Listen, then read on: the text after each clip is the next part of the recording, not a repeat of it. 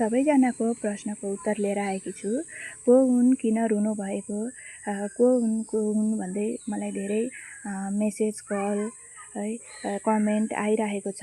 र ऊ चाहिँ हुन् हाम्री बुहारी र यता हाम्रो माइली आमाले चाहिँ बुहारीलाई सिन्दुर श्रृङ्गार गरिदिनु भयो, किनकि भाइ बाहिर हुनाले गर्दा। र यता बाबाले चाहिँ पानी समाएर काजक्रिया गर्नको लागि बाबाले पानी समाइराख्नु भएको छ।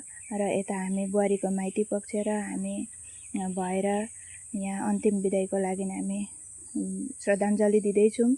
र बुहारी चाहिँ 3-4 वर्ष अगाडि नै बिहा भएको थियो र एउटा सल्लै हिसाबले सानै छन् भनेर चाहिँ सानैमा बिहा भएको भनेर बुहारी सल्लै हिसाबले माइतमा बस्दै आएकी थिइन्।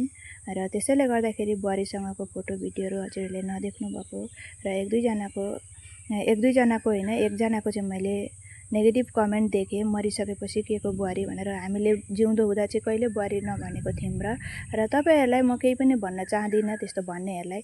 र धेरैजनाले श्रद्धाञ्जली दिनु पनि भएको छ र दिनु पनि होला।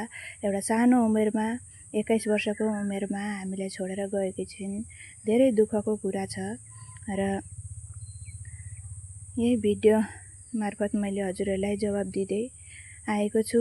र अब भाइ छैन, बुहारीको काजक्रिया चाहिँ कसले गर्ने भन्ने सोचिराख्नु भएको छ भने चाहिँ बाबाले गर्नुहुन्छ, ससुराले बुहारीको गर्नुहुन्छ। र यसै गरेर बुहारीको माइतबाट हामीले बुहारीलाई बिदा दिँदै म चाहिँ यहाँनिर बुहारीलाई सम्झिँदै एकदम आँसु थाम्नेकै छैन। र यस्तै छ गाइस, हुन्छ सबैजनाले श्रद्धाञ्जली दिनु होला।